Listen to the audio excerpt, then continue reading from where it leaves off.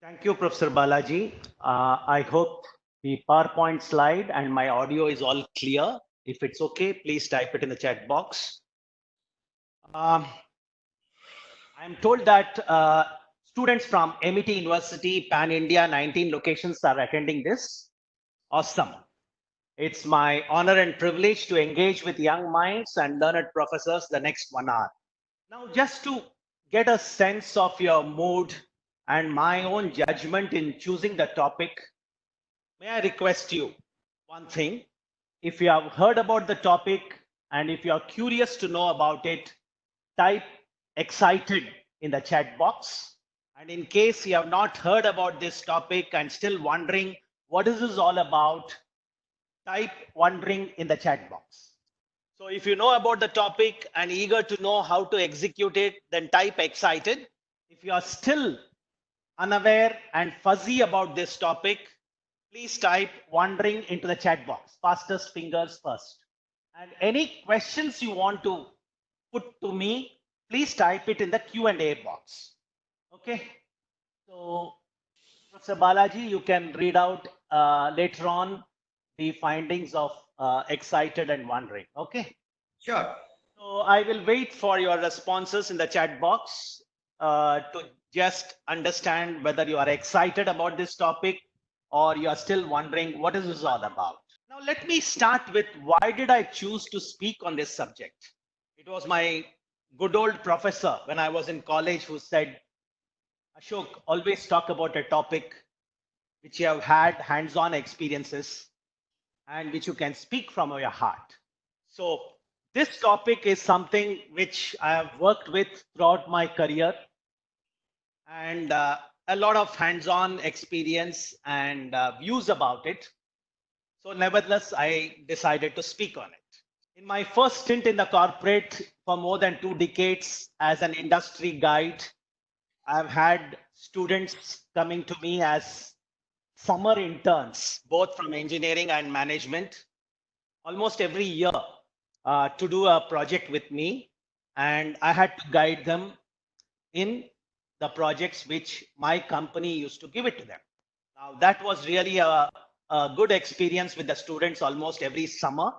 And I found that students used to add some value provided we give them a lot of guidance. And some of my colleagues never believed in it.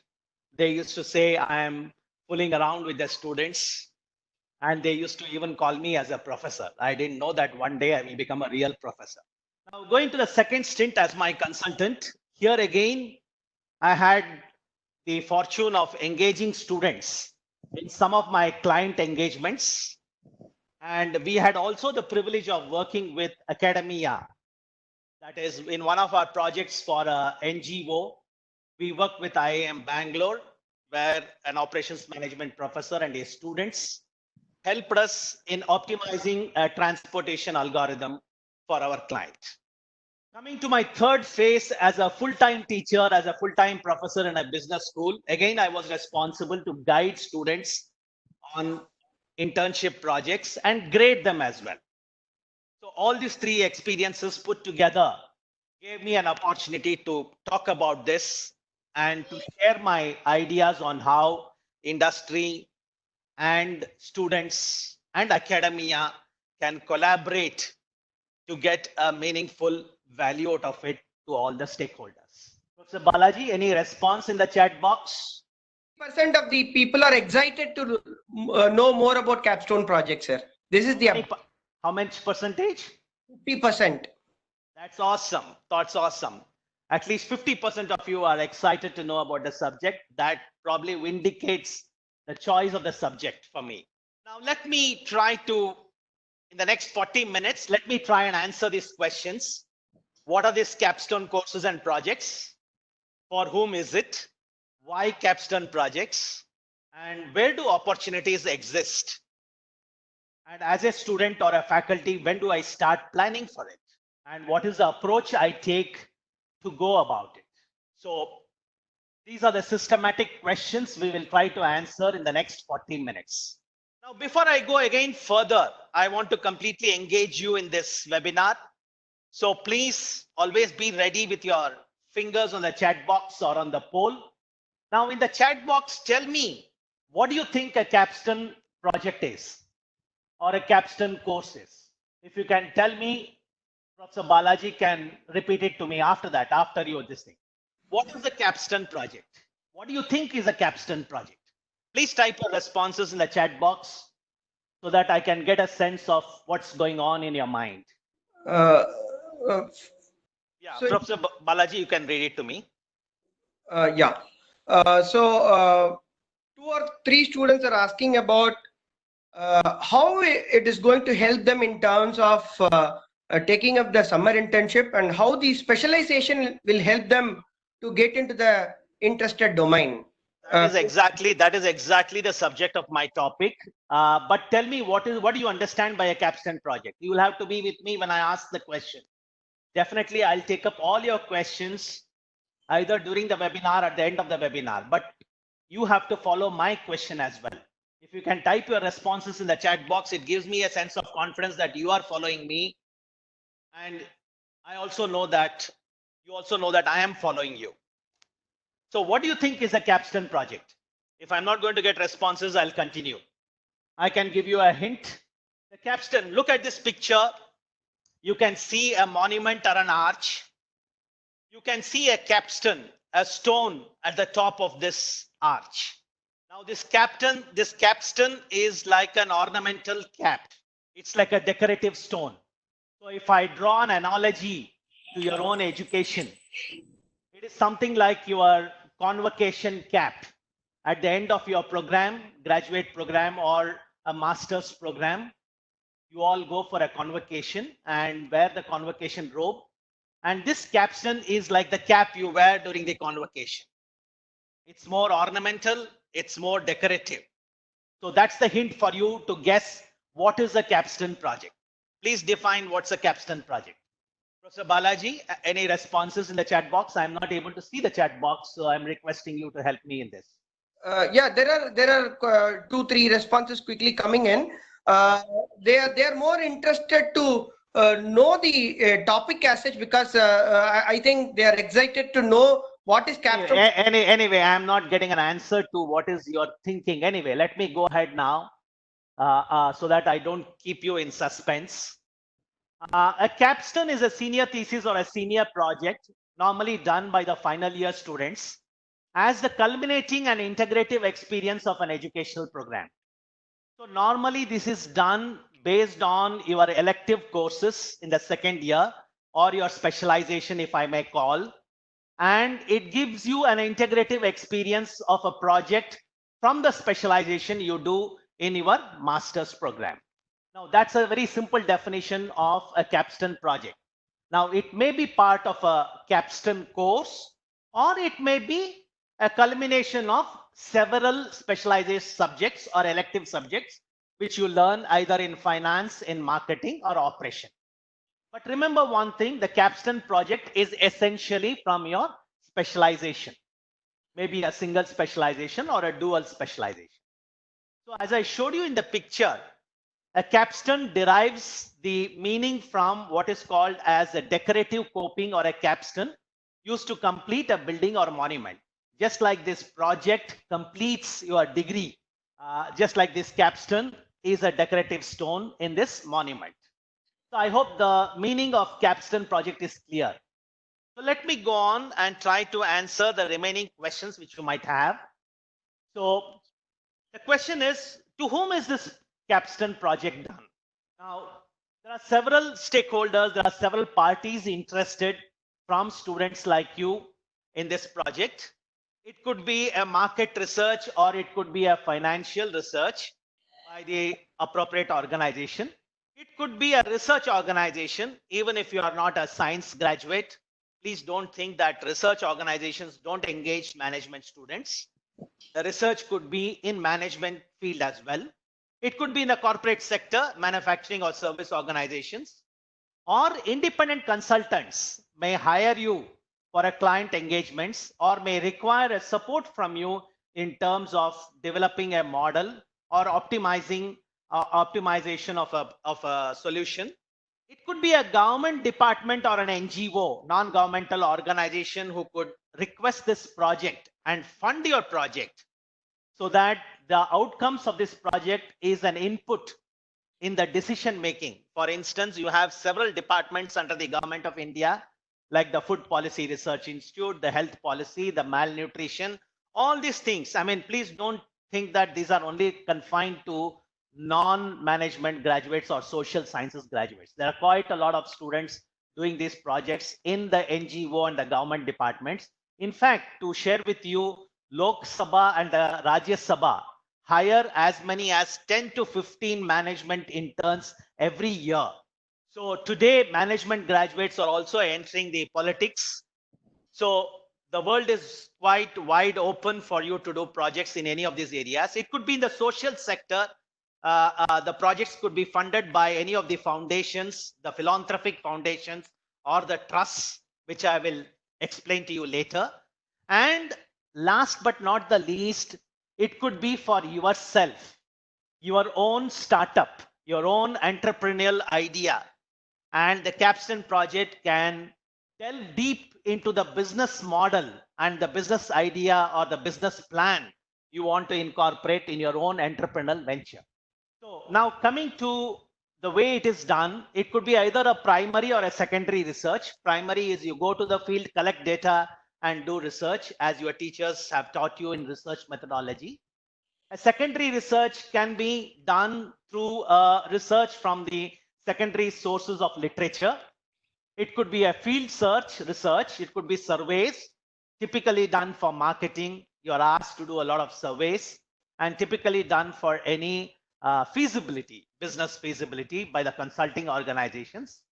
It could be on-site live project, like the way you do it in corporate sector. You go there 2 months for a summer internship and do a live project.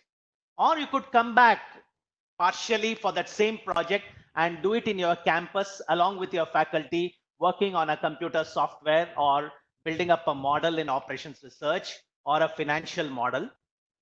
And these days, because of COVID-19, this year, most of the IIMs have given virtual online projects to the students. Please remember that as you go forward, this is going to be the trend in terms of virtual online projects. And as I said, for your own entrepreneurial aspirations. I hope I have now explained what is Capstone projects and to whom do you do it. Is it clear? If you are with me, type yes in the chat box. Everything clear? My request to you is, if you are following me, type clear in the chat box. Professor Balaji, you can tell me whether people are clear. Yes, sir. I think as of now, I got 2-3 responses. Again, they say all are clear with that. Yes. And again, I'm seeing 6 or 7 responses quickly on this. Yeah, quick. Thank you so much. I mean, that's okay. That's an affirmation is okay. You don't have to read it. Yeah, one statement which I got it in the chat box is a capstone project is one that gives direct practical learning for a graduate. That's kind of a faculty member is putting the statement here. Yeah. Thank you so much. I will, yes, you are right, Professor. I will take up a little more discussion on this as we go along. You are right in saying it's a direct practical orientation on the project. Now, I would like you to sit back and think, why do you think students from premium institutes more often get a higher pay for their internship project or obtain a pre-placement offer soon after? I am told that students from the tier 1 institutions, typically the IIMs and the tier 1 institutions, are paid as much as 1.5 lakhs per month for their internship project, which is more than the monthly salary which a tier 2 institution student gets after the graduation. And most of them end up with a pre-placement offer based on their internship project. If you can tell me why do you think so in the chat box, Professor Balaji can read it to me. Just pick up 1 or 2 things and then read it to me. You don't have to read it because time is going to be short. The rest of the things I will take it up at the end. Okay. So please type, what do you think? Why do you think students from premium institutions more often get a huge salary? You might say that this is because of the brand value of the IIMs, or you could probably say the organization wants to hire them. Probably they want to attract them. Or you could probably say that these are the projects which are going to give value to them. What do you think? So, any responses, Professor Balaji? Yeah, I'm waiting for the responses, sir. Just give me a minute. Okay, you can read it out to me as we go along. I'll keep talking. So this is the hazard of a webinar. You can have participation, but you need to move along. So I will definitely take it up. So the question here is, it means all the three.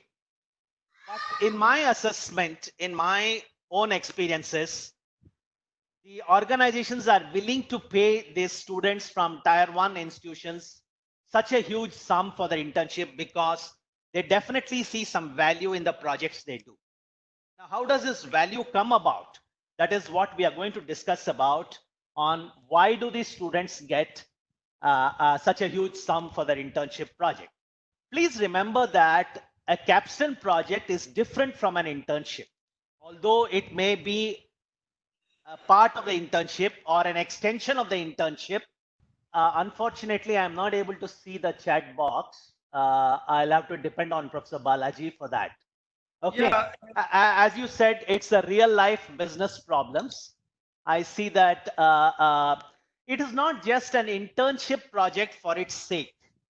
I mean, most of us do an internship project just to understand the organization, have a learning value, and create a report and get a grade out of it. So let me tell you emphatically that internship, it is not just an internship project for its sake. It's a good internship project giving a unique solution. A unique solution may come either in the form of a business idea or a business model, or it may come even with the development of a simple algorithm or a software or an app to deal with a problem. Now, consulting live project. I am also aware that IIM Udaipur hires interns along with consultants to do some of their live projects for their client engagements. That is, the professors are the consultants here, and the students are used in the client engagements for which the organizations pay the consulting fee. Now, it can be a research study with a value proposition. In management, a lot of research is done to develop management theories, concepts, and models. And if you think that you're working on a research problem with a value proposition, it can be, well, a capstone project. And as I said, it can be for your own startup or a startup of somebody who is willing to pay you.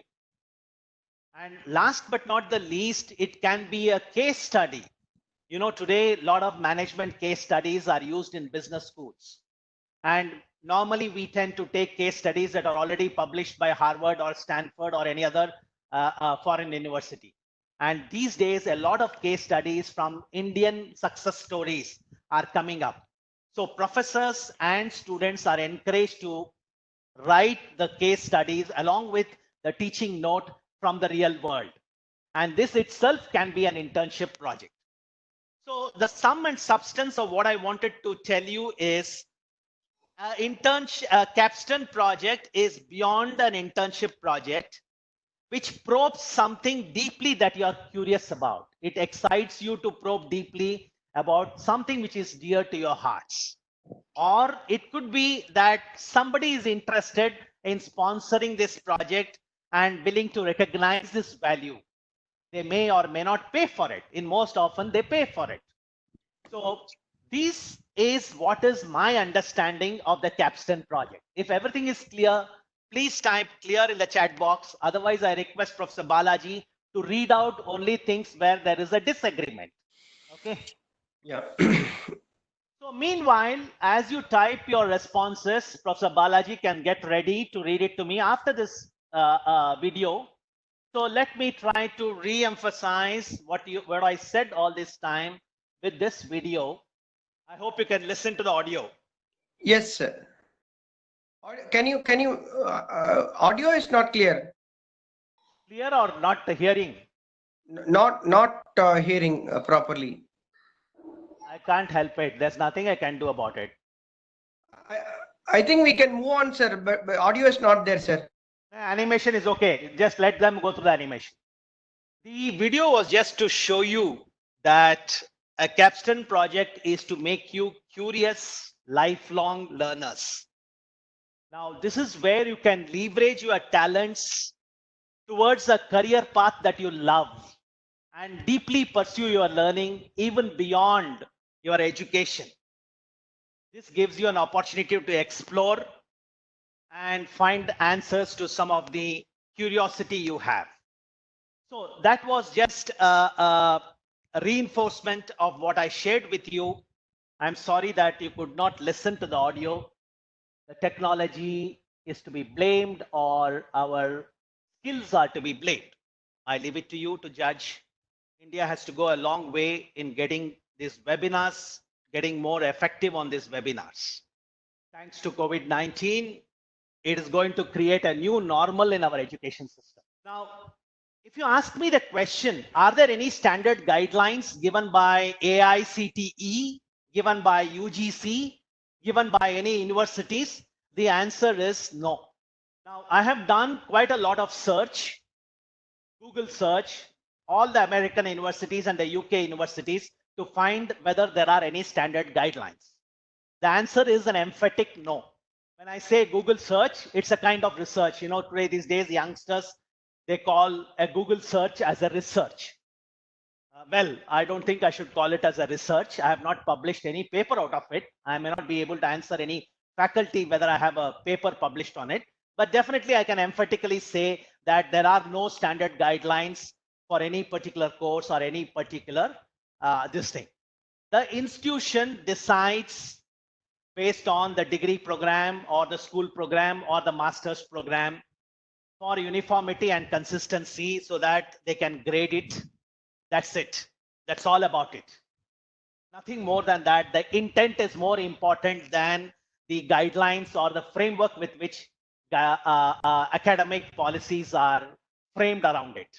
My inferences out of the search or research I did is your sponsors, stakeholders, and institutions set the expectations.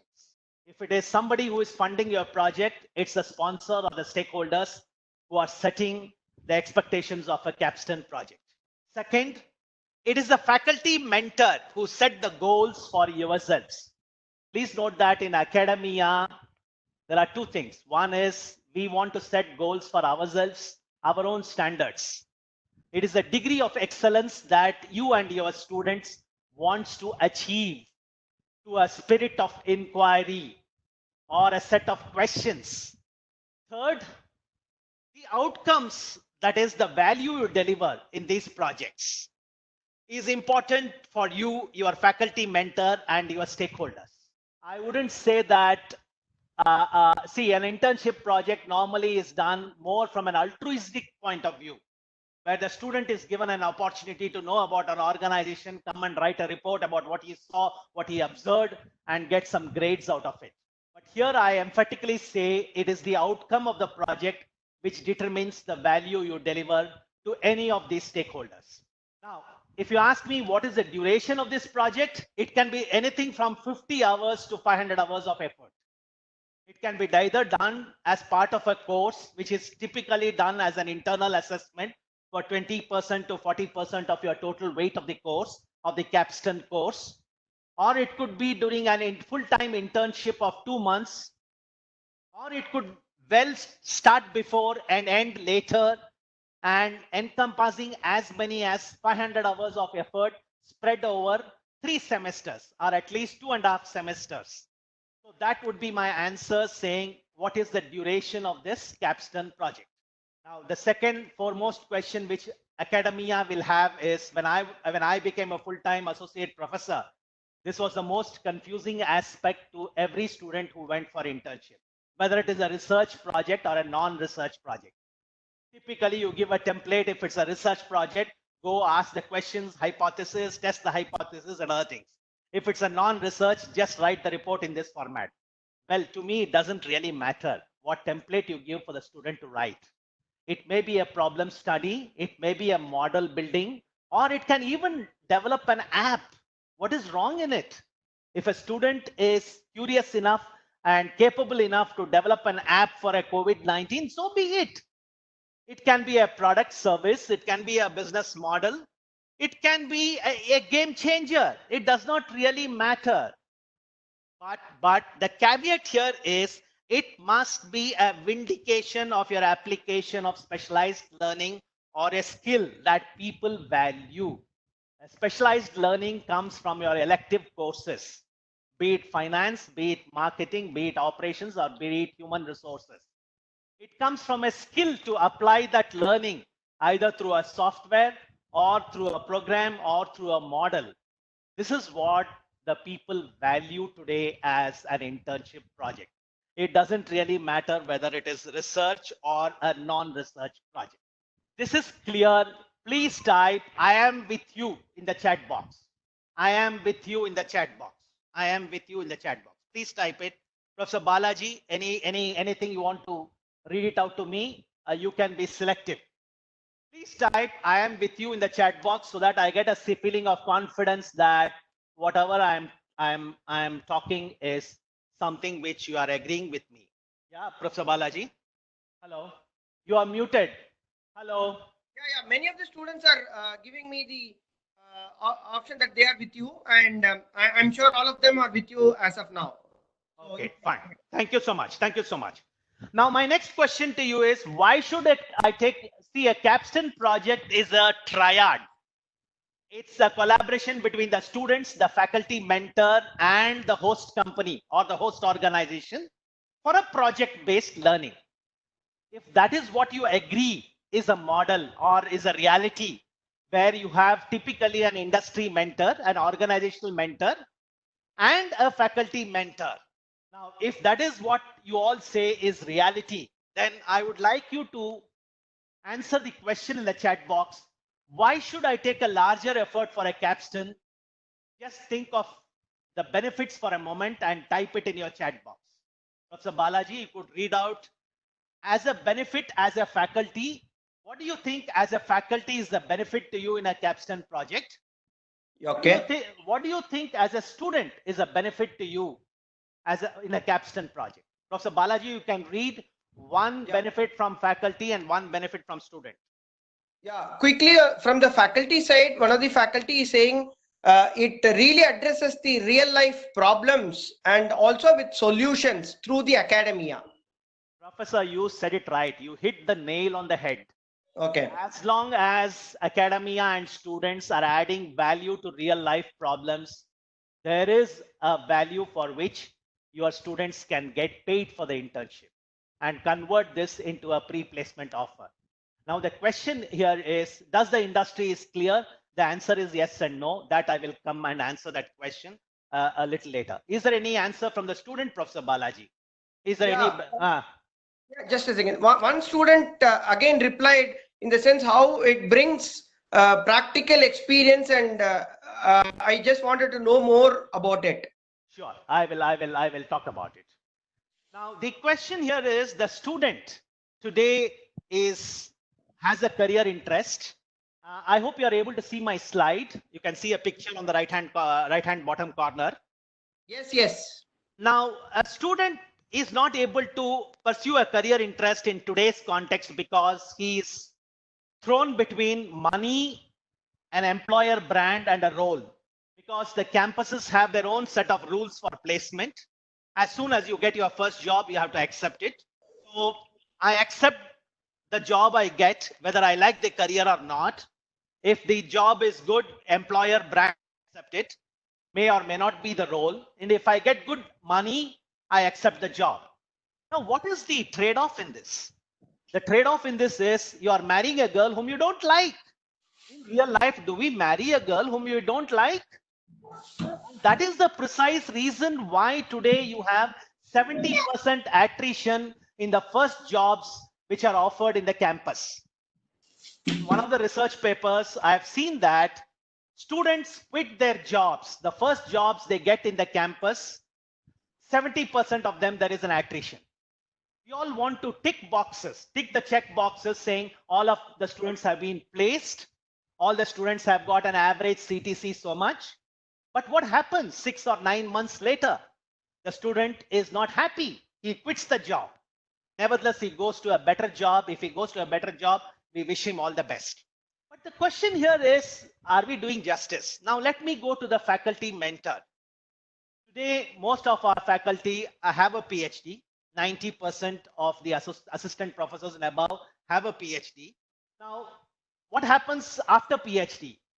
A post PhD, you want to publish, you want to teach, you want to pursue your research interests, and you want to be recognized as a researcher and as a consultant. But very often in academic institutions, your teaching load is so much that you're not able to devote time for this. And thanks to our performance management system of the faculty, you are asked to publish 1 or 2 papers every year.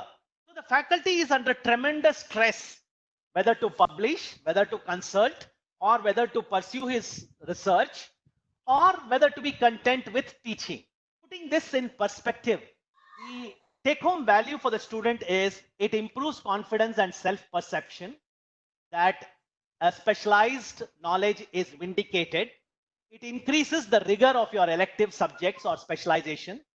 It hones up your skills, be it ERP, be it financial research, use of a software, be it financial modeling, be it operations optimization using Microsoft Excel. Needless to say, it builds your CV, resume. It demonstrates learning and knowledge at your placement interviews. And more important is, it gives a confidence to the employers that you are a guy, you are the right guy whom they are looking for the role they have come to interview, and you will be successful and satisfied with your career. Second is, what is in it for the faculty? Opportunity to publish, helps you in research, helps you network with industry. And in some of the foreign universities, most of these universities abroad, you can take a sabbatical from your academics for about a year or two, go to the industry, learn what they do, and come back and teach the same thing in academic institutes. Leverage the use of academic expertise, which rests with the faculty and not with the industry, and the infrastructure and the tools you have, something to create some revenue for the institution as well. So that would be my take for the benefit to the faculty and this thing. Now I'm going to engage you further. I'm going to give you examples of 2 capstone projects. This is taken up from the Intern Shala website, which most of your placement officers depend on for getting internship projects for your students. Both the internships are alike. The start date is immediate. It's in the same place, Bangalore. The duration is 3 months. The stipend is 12,000 to 15,000 per month for an internship student. One is working with the vendor management team, working on inventory, working on sales and merchandise sales. The other is set up a best-in-class SOP e-commerce platform and supply chain. You may not understand it, so it's okay for the operations students. And design and implement a network model, optimizing the supply chain to improve efficiency and customer service. Which one would you choose, A or B? Please type it in the chat box and Professor Balaji will read it out to me. Please type the project you choose, A or B, in the chat box. As a student or as a faculty, which is the choice you would make? It is like you're asked to see 2 girls, and which one would you like to choose as your partner? So 2-3 students are typing out B, project. Okay. Could you tell me the reason why B? Could you again type the reason in the chat box why you have typed B? As a student, I can get into real-time activities of the host company, which is giving me internship. That is one of the students' response through the chat. Absolutely, you're right, my dear. I am not able to see your name. You're right, my dear student. You're right. The second one is a real life problem. The first one is transactional in nature. Working on inventory management, coordinating. These are all transactional jobs for which the organization wants to pay you that money to get certain tasks done. It has got no long-term value, but nevertheless, it exposes you to a real life, transactional life in an organization. I'm not saying the option A is not advisable, but given a choice, intelligent students should choose the option B because it creates value to your capstone project. If you are with me, type yes in the chat box. That would be the logical choice where I choose option B, where I have a chance to develop a complete process for a new technology that is e-commerce platform, which is the trend. Second is I have got an opportunity to work with faculty on developing a network model and an optimization technique, which I learn in operations research and use Microsoft Excel or a solver to develop an optimization algorithm to optimize the supply chain cost. Now, this is something which is going to take time. This is something which is going to be paid by the organization. This is going to be something which is going to add value to my career and get my first job and be happy in my first job. If you are with me, type yes in the chat box. Professor Balaji, you can just give me a sense whether people are agreeing with me. Otherwise, I go ahead. Yeah, quickly I'm getting responses. They are agreeing and you can go ahead, sir. So now let me share with you quickly, as time is running out, the 5 steps to success. The first step is choose an area that you think will set a direction to your career or research. Now, this is where your faculty guide helps you to choose an area that sets a direction to your aspirational career or a research which both of you may like to work on. Now, this is the choice you make much before you really get into an internship. Choose a faculty mentor to guide you. For everything, you need a priest, you need a pujari. You cannot reach God without a proper guide in life. A faculty mentor is a crucial anchor right from this stage. Second step, scout. Scout for a project where there is a need or a pain or a gap. People are going to pay you. People are going to realize the value of your project only wherever there is a need. Whereas there's a pain in business. Today, COVID-19 is a pain. You do whatever for COVID-19, people are willing to accept it. People are willing to swallow it. People are willing to consume it. Where there is a pain, where there is a gap, where there is an opportunity in terms of market demand, in terms of market research, where there is a gap, and look for a sponsor. Now, you might ask me a question, whether choose comes first or scout comes first. My answer to this question is choose first and then scout. Decide whom do you want to marry first and then start looking for a partner, rather than first look for a partner and then decide whether to choose or not. That's the choice you make in life. Choose first and then scout. The third step is equip. Equip yourself well in advance with knowledge and skills that you need.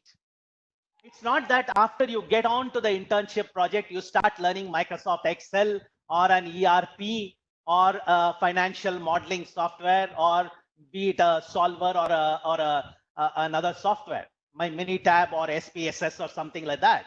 Equip yourself well before you dive into the swimming pool. Pick up these skills through a certification program, extra learning, extra credits. Work hard and equip yourself with the skills before you enter the organization. That is the swimming pool. The fourth step for success is ensure once you get into the internship project, be it in an organization or in your institution, or be it in any kind of organization, you ensure that you get support for the project by way of data collection, guidance from the industry mentor, your faculty mentor. Push all these people to help you. Nothing is going to come you on a platter. People are not going to serve you food.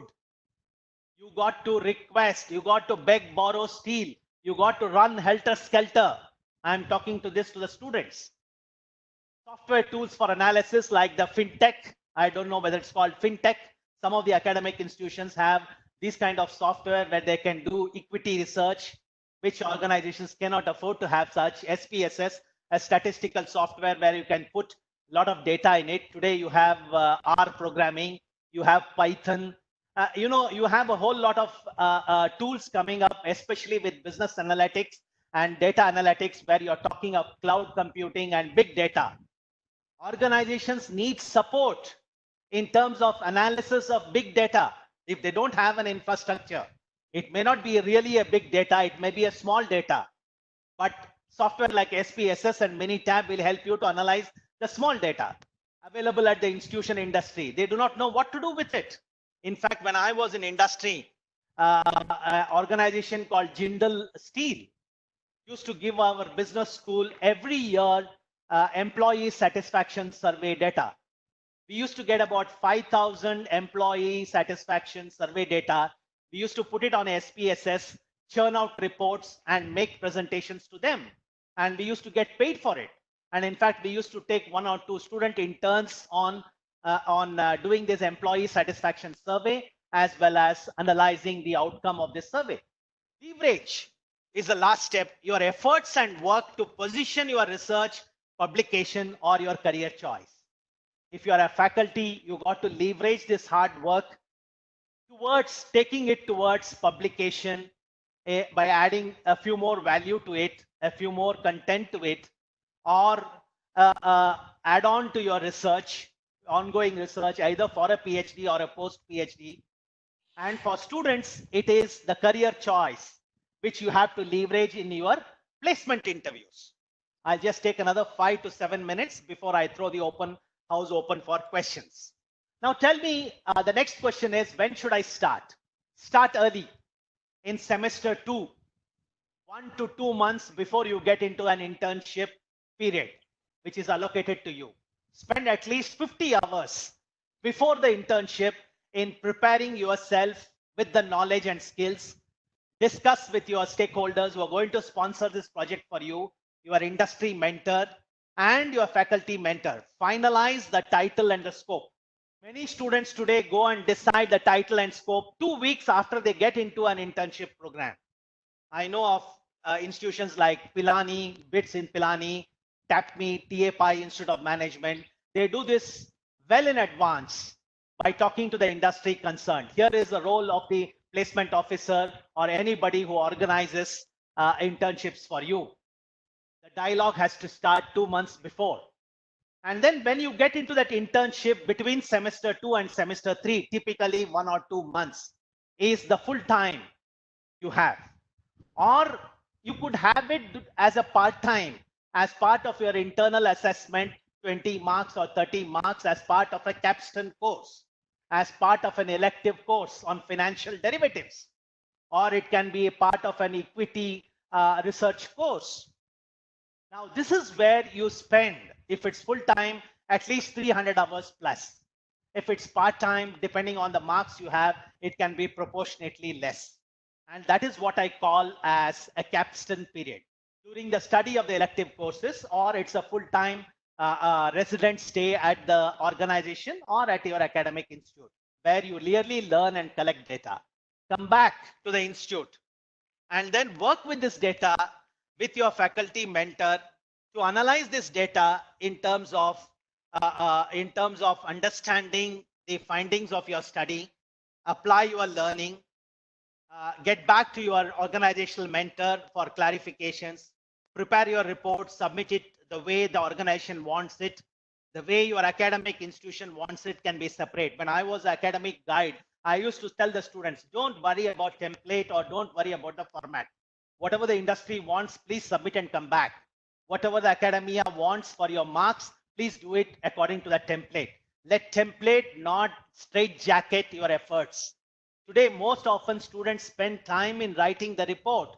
70% of the time is spent in writing the report rather than really learning or delivering the outcomes. So this is where I appeal to the faculty and the students. And I know it's not easy. I have been in this role. I have understood how difficult it is to balance the project goals, that is the capstone project goals, because when you are in the 3rd semester, the students start worrying, what is my next job? Whom am I going to marry next? That's not the issue. Jobs are going to be there, available to you, depending on your competence. Your competence drives your availability of jobs. And then I know you have study demands. The faculty have got teaching demands.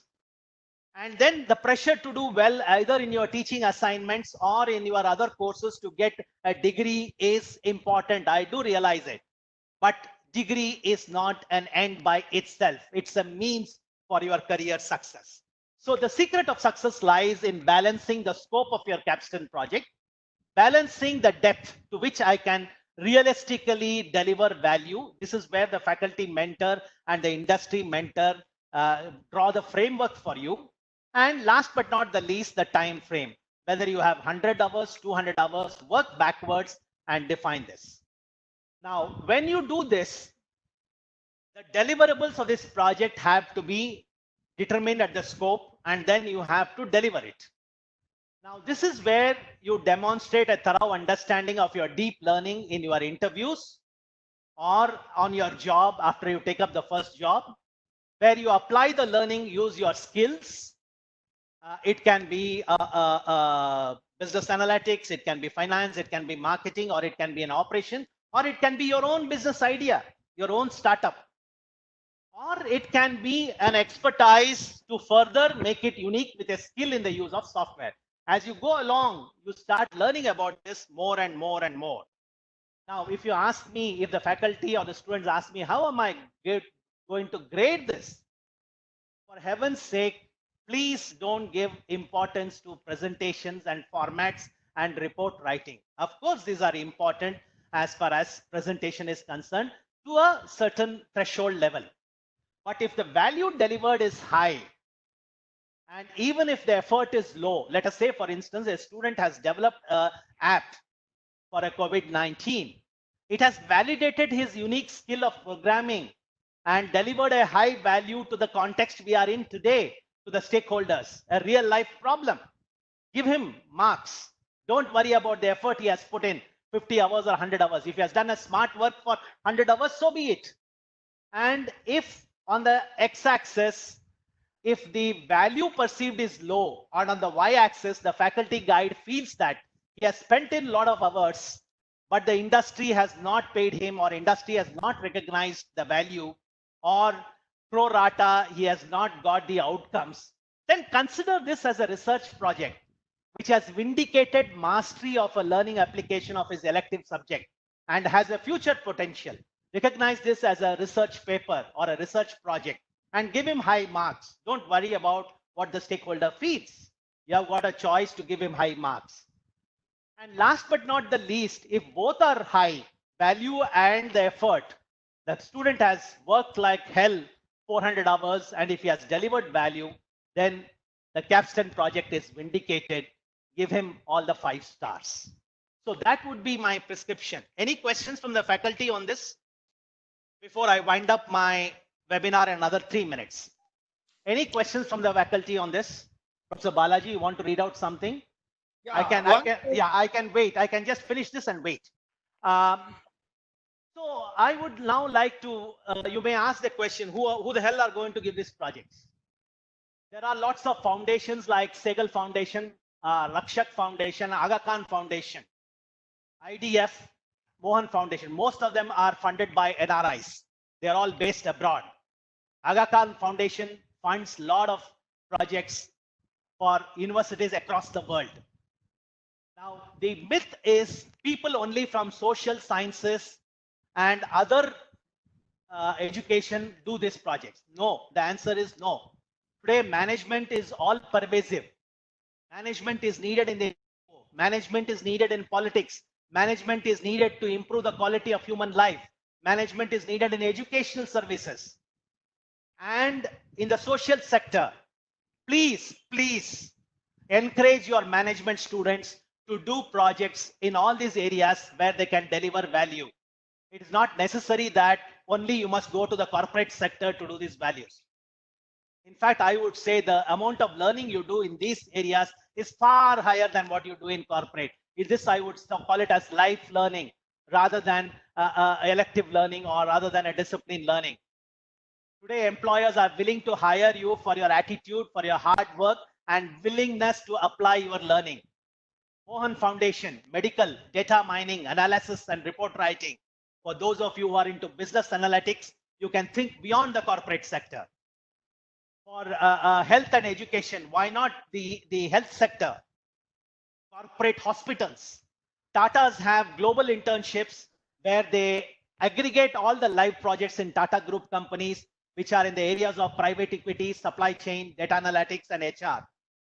Bosch, Infosys, and Mahindra have their own foundations. Ford Foundation has got internal internships. Philanthropic trusts are there. So look for all this. This is only a representative sample for you in finance, in human resources. All I'm trying to say here is there is a lot of opportunity out available in the market on portfolio risk management, cash flows, employee engagement, change management, key account management, customer experiences, social media, and supply chain, competitive advantage, and whole lot of subjects where the industry needs contributions from academia. When I was in industry, I thought being in academics is useless. When I come to academics, I feel being in this thing is it's since I've seen all the three worlds, industry, consulting, and academia. This is what humbly I wanted to share with what little I learned during my career of 3 phases. Thank you so much for your patient hearing. The house is open for questions now. Yes, Professor Balaji.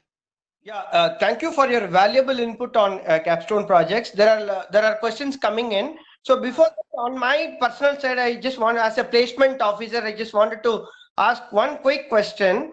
So do you have any specific guidelines or inputs to the academia in terms of setting the guidelines for the This was I did cover this in one of my slides.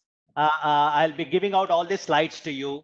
As I said, based on my research and search, there are no set guidelines which can be prescribed by any third party.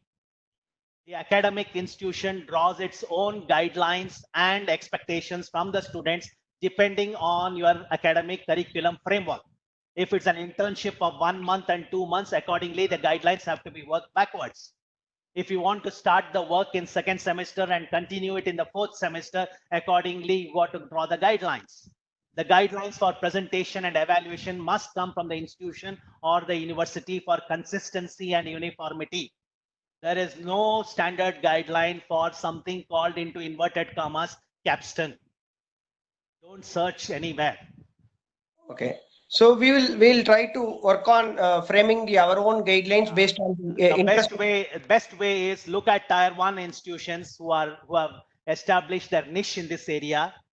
Approach one of the tier 1 institutions like IIM Udaipur or an institution which works very closely with the industry and have their model to help you. Yeah. Then faculty members are requesting to share the PPT, and some of them given their email IDs. Anyway, we will share it towards the end of the program. Yeah, the PDF file will be sent immediately after this by Professor Balaji, and I have given my telephone name and email address on the first page of the PowerPoint slide. But my request, humble request, is please don't request me to get internships for you. I'm not in a job right now. I'm in my private retired personal life. So I may not be able to help you exactly with help on the internship, but definitely I can guide you. I mean, yeah. There is one interesting statement. The Idea Factory is a strategy consulting startup, and it is keen to associate with Amity University for faculty and students to take up this kind of a capstone projects. One of the faculty member is coming out with in the chat mode. Just wanted to give you an information on this. If you can read out his name, I will get back to that faculty. Can you read out his name, please? A name is not mentioned, but anyway, I will. Anyway, I am aware of a startup which has been started up in Calcutta. You have this contest in TV from IIM Calcutta. This is a startup which is working on Build India, Make in India campaign. So there are startups who have got some very, very bright ideas on Make India and Build India campaign.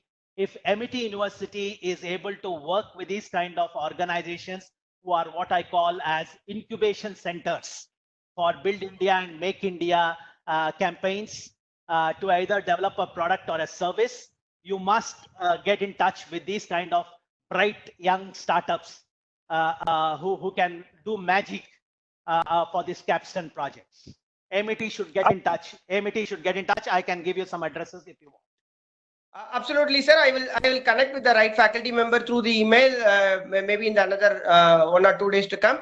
So, thanks for your valuable time in terms of coming out with a niche topic which is really helpful for the students at this point of time, because most of them are doing internship right now with many good companies. And I'm sure with your value proposition and thought process, definitely the students will start thinking on those lines and start doing these kind of innovative projects. I'm sure this will help them in their career. So thank you so much. Further questions? Are there any further questions before we wrap up? If you have the time, I think we are on dot with the time. Maybe we have finished. So my request is you can collate these questions and send it to my email address, and I will try to answer as many questions as I can in my response to you. Sure. You can share my slides along with my email address and phone number to anybody who may wish it, and feel free to access me after this webinar. Thank you so much. It was a wonderful, awesome experience with all of you. Thank you so much. Thank you, sir. Thank you. Thanks for your time, sir. Thank you all. Bye-bye. All the best. Thank you. Bye.